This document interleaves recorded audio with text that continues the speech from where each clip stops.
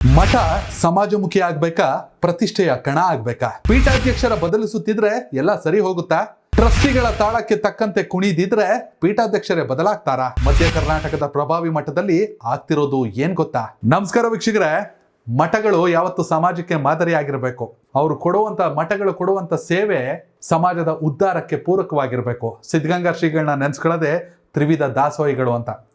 ಆದ್ರೆ ಇತ್ತೀಚಿನ ದಿನಗಳಲ್ಲಿ ಮಠಗಳು ಅಂದ್ರೆ ಹಣ ಮಾಡೋ ಅಡ್ಡೆಗಳು ಅನ್ನೋ ಆರೋಪಗಳು ಕೇಳಿಬರುತ್ತೆ. ಅದರಲ್ಲೂ ಮಠಗಳ ಹೆಸರಲ್ಲಿ ಟ್ರಸ್ಟಿಗಳು ದುಡ್ಡು ಮಾಡೋ ಕೆಲಸ ಮಾಡ್ತಾರೆ. ಮಧ್ಯ ಕರ್ನಾಟಕದ ಪ್ರಭಾವಿ ಮಠವೊಂದರ ಸುದ್ದಿ ಇದು. ಯಾಕಂದ್ರೆ ಅಲ್ಲಿರುವ ಟ್ರಸ್ಟಿಗಳ ಮೇಲೆ ಕೇಳಬರುವಂತ ಆರೋಪ ಯಾವಾಗ್ಲೂ ಹಣಕ್ಕೋಸ್ಕರ ಪೀಠಾಧ್ಯಕ್ಷರುಗಳನ್ನೇ ಬದಲಿಸ್ಕೊಂಡ್ ಬರ್ತಾರೆ. ಪೀಠದ ಅಧ್ಯಕ್ಷರುಗಳನ್ನ ಕರ್ಕೊಂಬರೋದು ಟೆಂಡರ್ ಮಾಡಿಬಿಟ್ಟು, ಇಷ್ಟು ವರ್ಷಕ್ಕೆ ನೀವು ಇಲ್ಲಿ ಅಧ್ಯಕ್ಷರು, ಇಷ್ಟು ವರ್ಷಕ್ಕೆ ನೀವು ಮಠ ನಡೆಸ್ಕೊಂಡು ಹೋಗಿ. ಅದೇನೋ ಪ್ರೈವೇಟು ಸ್ಕೂಲ್ಗಳಿಗೆ ಪ್ರಿನ್ಸಿಪಾಲ್ ಕರ್ಕೊಂಬರ್ತಾರಲ್ಲ ಹಂಗೆ.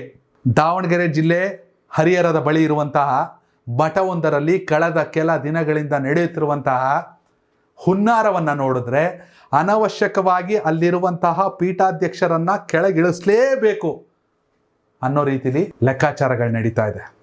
ಎಸ್, ನಾನಿಲ್ಲಿ ಪೀಠಾಧ್ಯಕ್ಷರ ಫೋಟೋವನ್ನು ಬಳಸಲ್ಲ, ಅವರ ಹೆಸರನ್ನು ತಗೊಳ್ಳಲ್ಲ. ಆದರೆ ಮಧ್ಯ ಕರ್ನಾಟಕದ ಪ್ರಭಾವಿ ಮಠ ಪಂಚಮಸಾಲಿ ಮಠದಲ್ಲಿ ಇಂಥದ್ದೊಂದು ಹುನ್ನಾರ ನಡೀತಾ ಇದೆ. 2000 ಮಠ ಆರಂಭಗೊಂಡ ಸಂದರ್ಭದಲ್ಲಿ ಸುಮಾರು 8 ಕೋಟಿಯಷ್ಟು ಹಣ ದೇಣಿಗೆ ಆಗಿ ಬರುತ್ತೆ. ನಮ್ಮ ಮಠ ಉದ್ಧಾರ ಆಗಬೇಕು, ನಮ್ಮ ಮಠದಿಂದ ಹಾಸ್ಟೆಲ್ಗಳು, ಶಾಲೆಗಳು, ವಿದ್ಯಾಸಂಸ್ಥೆಗಳು, ಮಗದೊಂದು ಎಲ್ಲವೂ ಬೆಳಿಬೇಕು ಅಂತ. ಆ ಹಣ ಏನಾಯಿತು ಅಂತಾನೆ ಗೊತ್ತಿಲ್ಲ.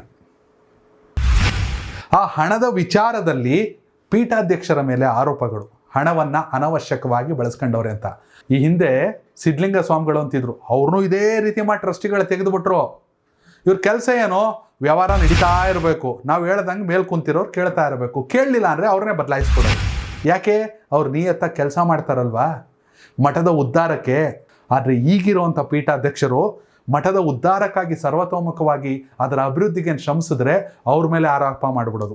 ಅದಕ್ಕೊಂದು ಮೀಟಿಂಗು, ಆ ಮೀಟಿಂಗು ಮಾರ್ಚ್ 10ನೇ ತಾರೀಕು ಅನ್ಕೋತೀನಿ, ಅದ್ರದ್ದೊಂದು ವಿಡಿಯೋ ವೈರಲ್ಲು. ಈ ಹೊಸ ಪೀಠಾಧ್ಯಕ್ಷರು 2018ರಲ್ಲಿ ಬಂದಾಗ ಕೂಡ ಒಂದಷ್ಟು ದೇಣಿಗೆ ಬಂದೈತೆ, ಅದನ್ನು ಸ್ವಂತಕ್ಕೆ ಬಳಸ್ಕೊಬಿಟ್ಟವ್ರೆ ಅಂತ. ಪೀಠಾಧ್ಯಕ್ಷರ ಬೆಂಬಲಿಗರು ಮತ್ತು ಟ್ರಸ್ಟಿಗಳ ನಡುವೆ ವಾಗ್ಯುದ್ಧ. ಇಲ್ಲಿ ಧರ್ಮದರ್ಶಿಗಳು ಯಾರೋ, ಉಪಧರ್ಮದರ್ಶಿಗಳು ಯಾರೋ, ಯಾರ್ಯಾರು ದುಡ್ಡು ತಗೊಂಡವರೋ, ಯಾರ ಮೇಲೆ ಹಲ್ಲೆ ನಡೀತೋ, ಸಾಕಷ್ಟು ಚರ್ಚೆಗಳಾಗಿ ಪಂಚಮಸಾಲಿ ಮಠ ಈಗ ಚರ್ಚೆಯ ಕೇಂದ್ರ ಬಿಂದುವಾಗಿದೆ. ಜನಕ್ಕೆ ಗೊತ್ತಿರಬೇಕು. ಯಾಕೆಂದರೆ ಈಗಿರುವಂಥ ಪೀಠಾಧ್ಯಕ್ಷರು, ಅಲ್ಲಿರುವಂಥ ಪಂಚಮಸಾಲಿ ಮಠದ ಪೀಠಾಧ್ಯಕ್ಷರಿಗಿರೋ ಪ್ರಭಾವ ದೊಡ್ಡದು.